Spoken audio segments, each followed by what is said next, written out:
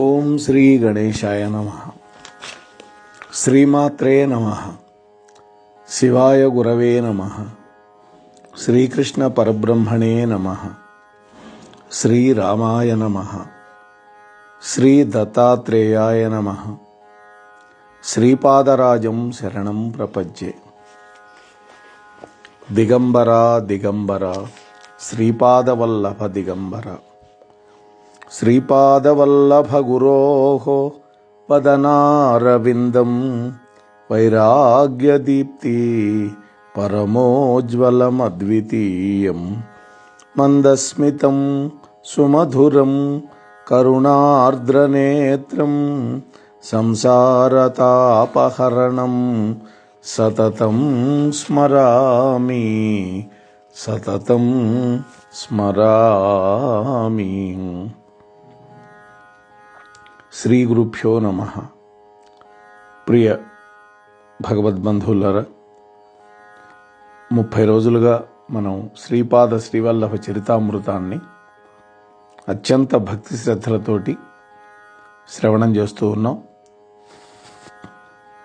నిన్నటి రోజున 30వ అధ్యాయంలో మానవుడు దివ్యాత్ముడు కావడానికి కావలసినటువంటి యోగ్యతలు చెప్పుకున్నాం.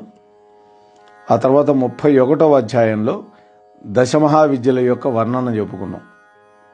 ఆ తర్వాత 32వ అధ్యాయంలో నవనాథుల యొక్క వర్ణన, 33వ అధ్యాయంలో శ్రీపాదుల వారు రమణి నరసింహరాయల యొక్క వివాహం స్వయంగా చేయడం. ఈ రోజున 31వ భాగంలో 34వ అధ్యాయాన్ని చెప్పుకుందాం. ముందుగా అది శరభేశ్వర వృత్తాంతం. ఈ విధంగా శంకర భట్టు, ధర్మగుప్తుడు ఇద్దరు కూడా కొన్ని రోజులు ప్రయాణం చేసి మరొక గ్రామానికి చేరుకున్నారు. అప్పుడు శ్రీ ధర్మగుప్తుల వారు, శంకర భట్టు ఇద్దరు కూడా శ్రీపాదుల వారి యొక్క దివ్య నామాన్ని స్మరించుకుంటూ వారి యొక్క అపారమైనటువంటి దయా దాక్షిణ్యాలని మనస్సులో తలుచుకుంటూ ప్రయాణాన్ని కొనసాగిస్తూ ఉన్నారు. అంటే మనం ఎక్కడికి వెళుతున్నా కూడా భగవంతుడి ధ్యానం కానీ గురుధ్యానం కానీ చేస్తే అద్భుతమైన ఫలితాలు వస్తాయి అని మనకు అర్థమవుతుందన్నమాట. మార్గమధ్యంలో ఇద్దరికీ ఎవరో ఒకరు ఆతిథ్యం ఇస్తూ ఉన్నారు. కొన్ని చోట్ల 2 ఎడ్ల బండి మీద ప్రయాణం చేశారు, మరికొన్ని చోట్ల గుర్రపు బండి ఎక్కి ప్రయాణం చేస్తూ ఉన్నారు, మరికొన్ని చోట్ల అయితే కేవలం నడిచిపోతూ ఉన్నారు. ఈ విధంగా ఇద్దరు ఏ విధంగా ప్రయాణం చేసినా కూడా, మార్గమధ్యంలో ఎవరి ఆతిథ్యాన్ని స్వీకరించినా కూడా అదంతా కూడా పరోక్షంగా వీక్షించేటటువంటి శ్రీపాద శ్రీవల్లభులు వారి యొక్క లీలా విశేషంగానే మేము అనుకుంటూ ఉన్నాం. లేకపోతే ముక్కు మొహం తెలియనటువంటి ఊళ్ళో పిలిచి ఎవడైనా అన్నం పెడతాడా? స్వామివారి అనుగ్రహమే అదంతా. ఈ విధంగా వాళ్ళు చేరుకున్నటువంటి ఆ గ్రామంలో విశేషం ఏంటంటే, ఒకానొక బ్రాహ్మణ గృహంలో ఆ ఇంట్లోని సామాన్ అంతా కూడా వీధిలో పడేస్తున్నారు ఎవరు. వీళ్ళు వెళ్ళేసరికి అతడి యొక్క భార్యాపుత్రులు కూడా ఇంటి బయటే ఉన్నారు. ఆ బ్రాహ్మణుడు ఒక రుణదాతలో దగ్గర నుంచి కొంత డబ్బు అప్పుగా తీసుకున్నాడు. కానీ దురదృష్టవశాత్తు ఆ అప్పుని తీర్చలేకపోయాడు. ఒకనాడు ఆ డబ్బు ఇచ్చినటువంటి రుణదాత ఈ బ్రాహ్మణుడి దగ్గరకు వచ్చి గద్దించాడు. పాపం ఆ పేద బ్రాహ్మణుడు నిలబడిపోయాడు. ఒక బొగ్గుతో అతడు చుట్టూతా ఒక రేఖ గీశాడు. ఆ రేఖను దాటి బ్రాహ్మణుడు బయటకు వస్తానికి వీల్లేదు. ఎన్ని రోజుల్లో అప్పు తీరుస్తావని యజ్ఞోపవీతాన్ని పట్టుకొని ప్రతిజ్ఞ చేసి చెప్పమని ఆ రుణదాత గద్దించాడు ఆ బ్రాహ్మణుడిని. ఆయన అన్నాడు, 2 పక్షాలు అంటే 1 నెల రోజుల్లో రుణం తీర్చేస్తానని బ్రాహ్మణుడు అన్నాడు. అనుకున్న విధంగా ద్రవ్యం సర్దుబాటు కాకపోవటం వల్ల ఆ బ్రాహ్మణుడు తన మాట నిలబెట్టుకోలేకపోయాడు. గడువు తీరిన తర్వాత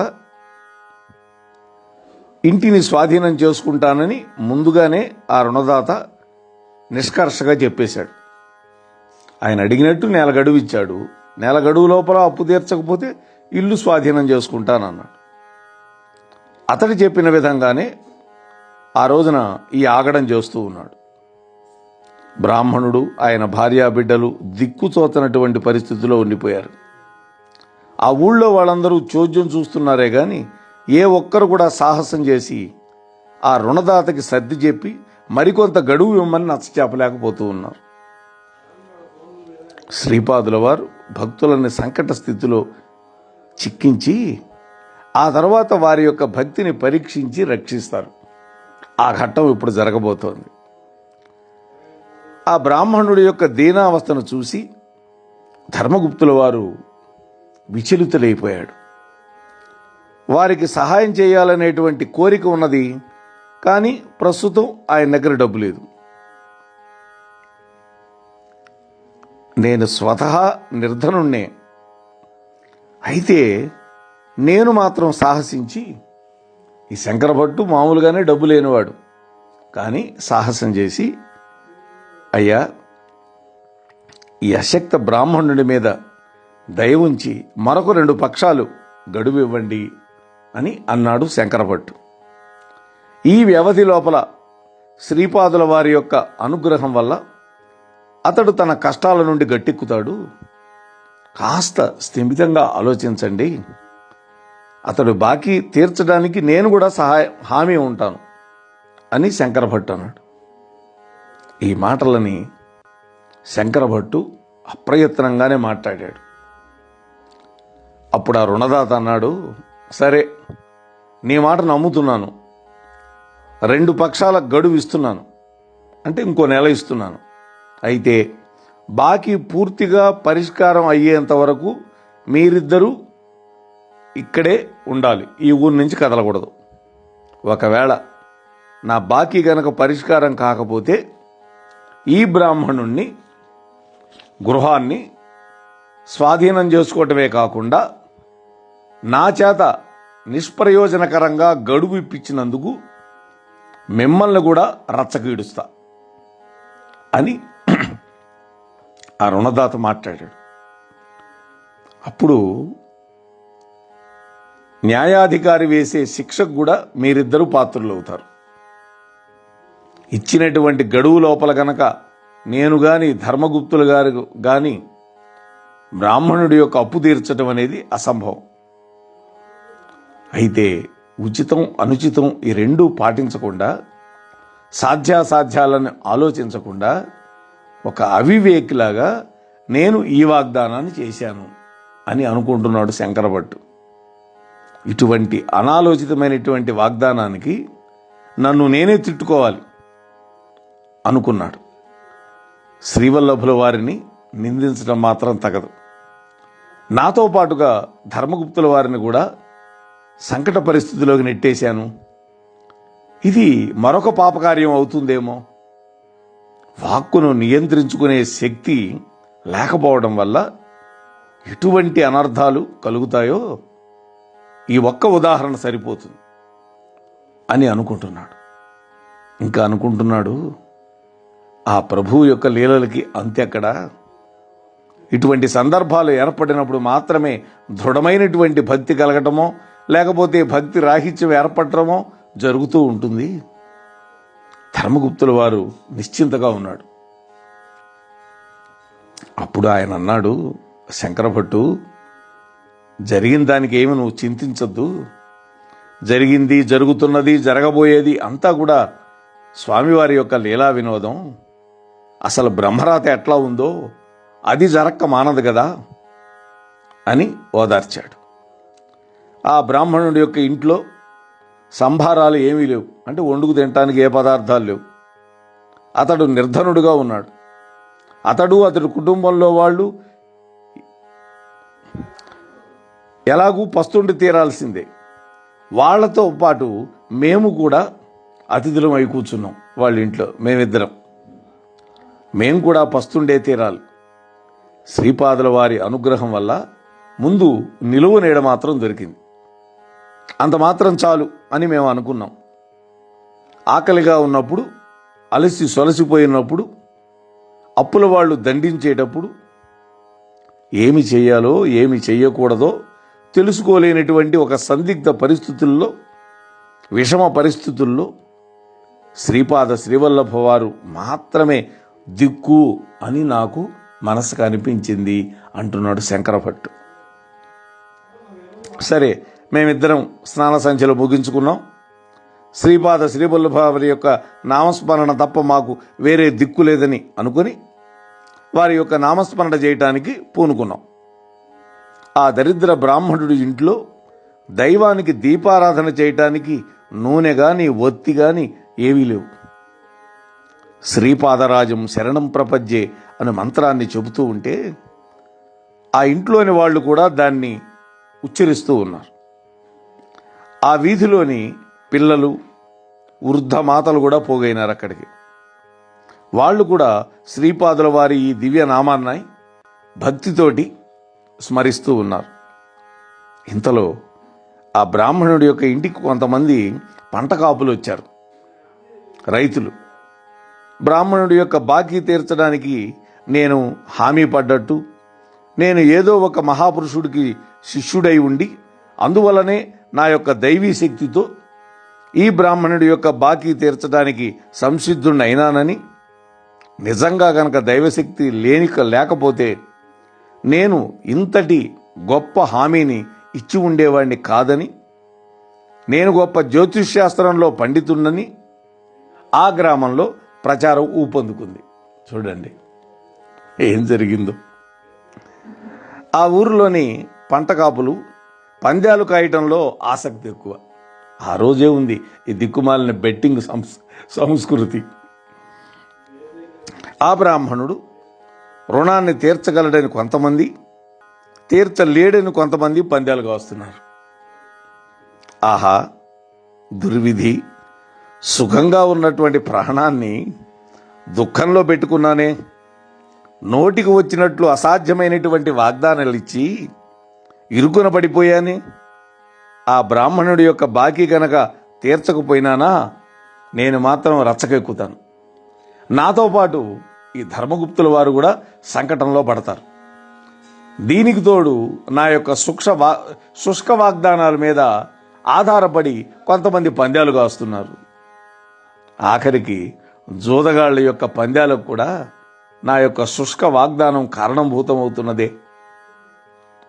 దివ్య వినోది, క్షణ లీలా విహారి అయినటువంటి ఆ శ్రీపాదుల వారి యొక్క దివ్య శ్రీచరణములు మాత్రమే దిక్కు అని నమ్ముకొనున్నాం.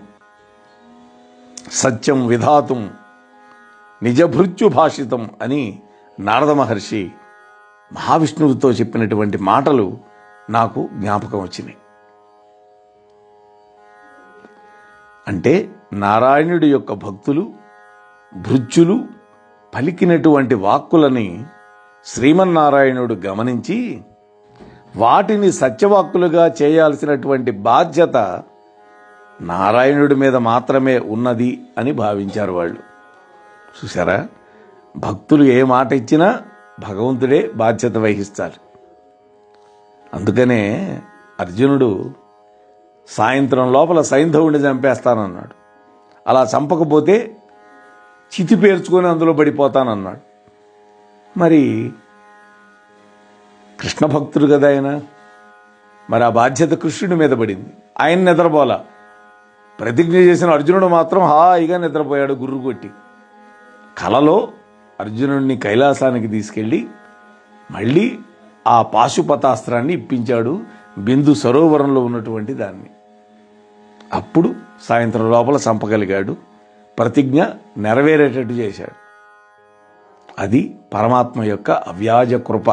తన భక్తుల్ని తానే కాపాడుకుంటాడు, ఆయన బాధ్యతే ఇది. ఆ గ్రామంలో శరభేశ్వర శాస్త్రి గారు అనే ఒక పండితుడు ఉన్నాడు. ఆయన గొప్ప మంత్రశాస్త్రవేత్త. అతడు ఏదో ఒక ప్రేతాత్మ అనుగ్రహం వల్ల భూత భవిష్యత్ వర్తమానాలని తూచా తప్పకుండా చెప్పేవాడు. కొంతమంది ఈ పందెగాళ్ళు ఆ శరభేశ్వరుడి దగ్గరికి వెళ్ళి విషయం చెప్పారు. అతడు ఆ ప్రేతాత్మను శరణు కోరుకున్నాడు. అప్పుడు ఆ ప్రేతాత్మ ఈ బ్రాహ్మణుడు బాకీ తీర్చలేడు అని చెప్పేసింది. దీంతో పంద్యాల యొక్క జోరు మరింత పెరిగింది. గ్రామంలోని పందిగాళ్ళైనటువంటి ఆ పంటకాపులు వందల కొద్దీ వరహాలు పందెం గాయటం మొదలుపెట్టారు. శరభేశ్వర శాస్త్రి గొప్పోడా, శంకర శాస్త్రి గొప్పవాడా అంటే శంకర భట్టు అనే విషయం ఈ పందెంలో నిశ్చయింపబడుతుందని పందిగాళ్ళు ఉత్సాహంతో పందాలు కాస్తూ ఉన్నారు. శ్రీపాద ప్రభు ఆఖరికి నన్ను జూదగాళ్ల మధ్య నిలబెట్టేవే అని అనుకుంటున్నాడు శంకర భట్టు. రచ్చకిచ్చబట్టానికి సిద్ధం చేశావు, లేనిపోని ఆశలు కల్పించి ఆ పేద బ్రాహ్మణుడిని కడగళ్ళు పాలు చేయాలి అనుకున్నానేమో. నేను ధర్మస్వరూపులైనటువంటి ధర్మగుప్తుల వారిని కూడా సంకటాల పాలు చేయాలి అనుకున్నాను. ఆహాహా, ఈ దివ్య వినోదం యొక్క అంతరార్థం ఏమిటో నాకైతే అర్థం కావటం లేదు. అంతంత మాత్రం చదువు కలిగిన వాడినైనటువంటి నేను ఈ మాత్రము ఆధ్యాత్మిక శక్తి లేనివాడిని, జ్యోతిష్శాస్త్రాది మహావిద్యలను ఎరగనటువంటి వాడిని, జపతపాలు యోగాభ్యాసాలు కఠినమైనటువంటి నియమ నిష్టలు కూడా లేనటువంటి వాడిని. కుతూహలం వల్ల శ్రీపాదుల వారి దివ్య చరిత్రాన్ని వ్రాయడానికి మాత్రం సంకల్పించాను. కానీ అందులకు తగిన ఏమాత్రము అర్హత లేనివాడిని. నన్ను ఏ విధంగా కాపాడి ఉద్ధరిస్తావో నీ ఇష్టం అని ప్రార్థిస్తూ ఉన్నాడు శంకరభట్టు. మొండివాడు రాజు కంటే కూడా బలవంతుడని ఒక సామెత ఉంది. నాలో మునుపు ఎన్నడూ లేనటువంటి ధైర్యం చిగురించడం మొదలుపెట్టింది. అది కూడా స్వామివారి యొక్క దివ్యానుగ్రహమే. కానున్నది కాకమానదని శ్రీపాదుల వారు నన్ను ఏదో విధంగా ఉపాయం వల్ల ఉద్ధరిస్తారని, రక్షిస్తారని, నా మాట నిలబెడతారని దృఢంగా నమ్మాను. ఈ నమ్మకం కావాలి, అదే శ్రద్ధ. శాస్త్రస్య గురువాక్యస్య అని అంటారు కదా, ఈ రెండిట్లో ఎవరికి విశ్వాసం ఉంటుందో అదే శ్రద్ధ. అందుకనే శ్రద్ధావాన్ లభతే జ్ఞానం అని భగవద్గీతలో కృష్ణ పరమాత్మ కూడా చెప్పాడు.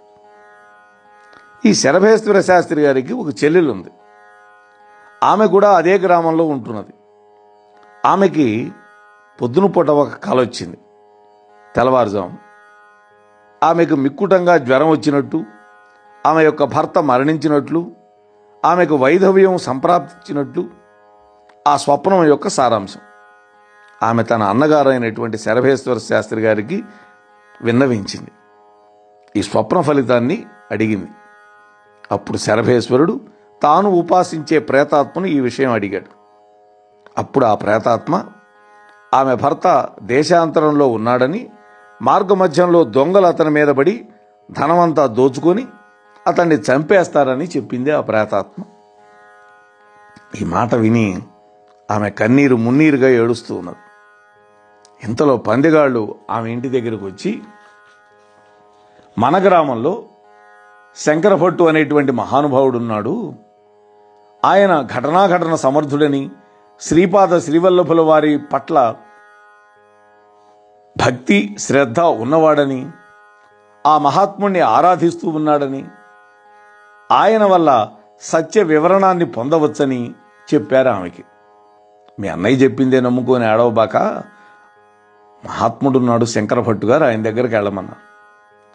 ఆమె ఇంతకు ముందెన్నడూ తన అన్నయ్య కంటే గొప్పవాడైనటువంటి పండితుడు ఉన్నాడు అని వినలా. మొట్టమొదటిసారిగా తన అన్నయ్యను మించినటువంటి పండితుని గురించి విని ఆ మహానుభావుడికి తన బాధని వివరించి ఆశీర్వాదాలు పొందాలి అనుకున్నది. ఆమెను మేమున్నటువంటి ఇంటికి తీసుకొచ్చారు. శంకరభట్టు చెబుతున్నాడు ఈ కథంతా. అన్నా, నా మాంగళ్యాన్ని కాపాడండి అని ఆమె నన్ను దీనంగా ప్రార్థించింది.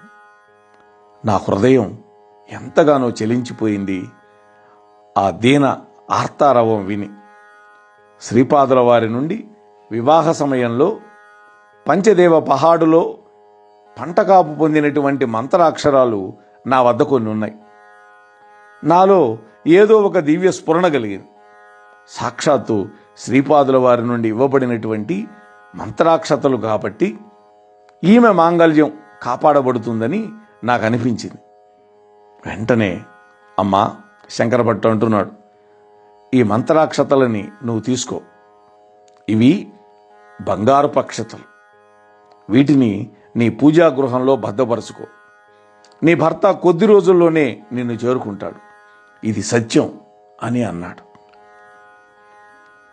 శరభేశ్వర శాస్త్రి గారికి ఈ పందాలు కాసేటటువంటి పంట కాపులు ఈ వర్తమానం అందించారు. అంటే తన చెల్లెలకి ఇలా బంగారు అక్షతలు ఇచ్చిన విషయం చెప్పారు. వెంటనే శరభేశ్వర శాస్త్రి అగ్గి మీద గుగ్గిలం అయ్యాడు. కోపం వచ్చింది.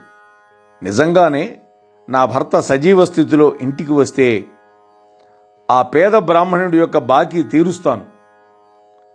అలా కాకుండా శంకరభట్టును గురువుగా స్వీకరించి నేను కూడా శ్రీపాద శ్రీవల్లభుల వారిని ఆరాధిస్తాను అని ప్రతిజ్ఞ చేశాడు శరభేశ్వర శాస్త్రి. 3 రోజులు గడిచిపోయినాయి. ఈ 3 రోజుల్లో కొంతమంది పంట కాపులు ఈ శంకరభట్టు ఉన్నటువంటి పేద బ్రాహ్మణుని ఇంటికి ఆహార పదార్థాలన్నీ తెస్తూ ఉన్నారు. ఎందుకని? వాళ్ళు నన్ను దృష్టిలో పెట్టుకుని కదా పందాలు కాశారు. కాబట్టి నేను గెలిస్తే కదా వాళ్ళు గెలిచేది. ఇది అన్నమాట వాళ్ళ ఉద్దేశం. నేను కనుక విజయుణ్ణైతే వాళ్ళు కూడా విజయాన్ని పొందుతారు. వాళ్ళకి పందెంలో మంచి డబ్బు వస్తుంది. అందుకని వాళ్ళు ఈ పేద బ్రాహ్మణుడికి పదార్థాలని తెచ్చిపడేస్తున్నారు. 3 రోజులు పూర్తయిన తర్వాత 4వ రోజు శరభేశ్వర శాస్త్రి గారి యొక్క చెల్లెలు భర్త దేశాంతరం నుండి క్షేమంగా వచ్చేశాడు. చూశారా స్వామివారి లీల? ఆ బ్రాహ్మణ స్త్రీ ఆనందానికి అంతూ పొంతు లేదు. నేను ఇచ్చినటువంటి మంత్రాక్షతాల మూలంగానే ఆమెకు సౌభాగ్యం నిలబడిందని ఆమె అనుకున్నది, నమ్మింది. ఆమె భర్తని దొంగలు మార్గమధ్యంలో చంపబోయినప్పుడు ఒకానొక ముస్లిం పహిల్మాను వచ్చి ఆ దొంగలందరినీ చంపేసి ఆ బ్రాహ్మణుడిని రక్షించారని చెప్పుకున్నాడు వచ్చి ఆయన. ఆహా, శ్రీపాదుల వారి యొక్క మహిమ అపారం. అప్పుడు ఈ మాట విని శరభేశ్వర శాస్త్రి గారిలోని అహంకారం నశించిపోయింది. ఆయన అనుకున్నాడు, తన యొక్క జోస్యం నిజమైనటువంటి కారణం అంటే ఈ శంకరభట్టు చెప్పింది నిజమైంది కదా, అందువల్ల మేముంటున్నటువంటి ఇంటి యజమాని రుణాన్ని ఆ శరభేశ్వర శాస్త్రి గారు పూర్తిగా తీర్చేశాడు. అట్లాగే ఆ శరభేశ్వరుడు నన్ను అలాగే ధర్మగుప్తుల వారిని తమ ఇంటికి పిలిచాడు ఆతిథ్యం స్వీకరించడానికి. మేము సరేనని వెళ్ళాం. అప్పుడు శరభేశ్వరుడు అన్నాడు, అయ్యా, దశమహావిద్యల్లోనూ ఒకటైనటువంటి ధూమావతీ దేవిని నేను ఆరాధించేవాడిని. తాంత్రిక గ్రంథాల ప్రకారం ఆమె ఉగ్రతారే. ఆమె కనుక ప్రసన్నమైతే రోగ శోకాలని నాశనం చేస్తుంది. ఆమెకే కనుక కోపం వచ్చిందా సర్వ సుఖాలని సర్వ కోరికలను నాశనం చేసేస్తుంది. ఈమెకు శరణాగతి చెందడం వల్ల విపత్తులన్నీ నాశనం అయిపోయి సర్వసంపదలు లభిస్తాయి. ఆమె గనక కోపం కలిగిందా క్షుత్తు, పిపాస, కలహాలు, దరిద్రాలు అన్నీ కూడా సంభవిస్తాయి. నేను ఆ మహాతల్లి అనుగ్రహాన్ని పొందినవాణ్ణి. ఉచ్చాటన, మారణాదులని ఆ మహాతల్లి నివారిస్తుంది. చేతబడి మొదలైనటువంటి వాటి చేత బాధపడే జనాల్ని రక్షించడానికి ఈమె యొక్క ఉపాసన అనివార్యమైంది. ప్రజలకి హితకరంగా ఉండేటట్లుగా నేను కొన్ని రోజుల పాటు ధనకాంక్ష రహితుణ్ణై ప్రవర్తించి ఉన్నాను. మోహనవాణి పోడ్కాస్ట్ వింటున్న శ్రోతలందరికీ హృదయపూర్వక ధన్యవాదాలు. వినండి, వినిపించండి, వింటూనే ఉండండి. మోహనవాణి తెలుగు పోడ్కాస్ట్ మీరు వింటున్నారు. మోహనవాణి. ఇంతవరకు మన ఛానల్కి ఎవరైనా సబ్స్క్రైబ్ చేసుకోకపోతే ఇప్పుడే ఈ క్షణమే సబ్స్క్రైబ్ చేసుకుని ఆ పక్క నుండి బెల్ బటన్ మ్రోగించి మమ్మల్ని ప్రోత్సహిస్తారని మనస్ఫూర్తిగా కోరుకుంటూ, సర్వేజన సుఖినో భవంతు, లోకా సమస్త సుఖినో భవంతు. ధన్యవాదాలు. స్వస్తి.